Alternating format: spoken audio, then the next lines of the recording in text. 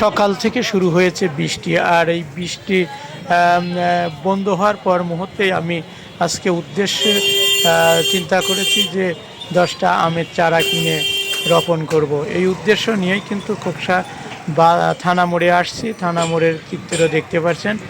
আর থানা মোড় থেকে আমাদের আজকে সাপ্তাহিক যে হাট মঙ্গলবার দেখতে পাচ্ছেন, পৌরসভার মধ্যে ঢুকবো। একটু পৌরসভার মধ্যে আপনাদের একটু দেখানোর চেষ্টা করে। এখানে ভ্যান থেকে শুরু করে সাইকেল হাট, সেই পুরসভা চত্বরে প্রতি সাপ্তাহিক যে হাট, সেই হাটে আমরা দেখেছি যে এখানে ভ্যান থেকে শুরু করে বিভিন্ন ধরনের সাইকেল সেগুলো বিক্রি করা হয়। পুরসভার মধ্যে প্রবেশ করেছি, একটু দেখাবো যে হাট এখানে সাপ্তাহিক 2-3টা পানের হাট থাকে। পাশে কালীবাড়ি রোডে দেখতে পাচ্ছেন পাট, এখানে পাটের হাট, আর এগুলো ভ্যানের হাট।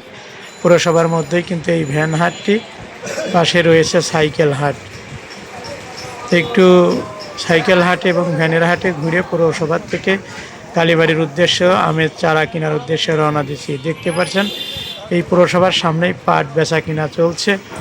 এখন কৃষকদের পাট বেচা কেনার সময়। এখানে দেখেছি যে 3-4টি ভ্যানে পাট রয়েছে, যে ব্যাপারীরা যারা কিনবেন। আমরা এখন কালীবাড়ি মনামি হলের পাশেই যে আমের চারা বিক্রি হয়, বিভিন্ন ধরনের চারা বিক্রয় করা হয়, সেখানে আসছি। তো এসে দেখি যে আমের চারা আছে সুন্দর সুন্দর, কিন্তু লোক নেই। তার জন্য কিছুটা সময় অপেক্ষা করলাম। করতে না করতেই অনেক লোকই আসছে যাচ্ছে, কিন্তু যিনি চারা বিক্রি করেন তিনি কিন্তু আসলে আসেনি। তার জন্য কিছুটা সময় অপেক্ষায় রয়েছে। আবার ঘুরে পৌরসভার সামনে আসছি।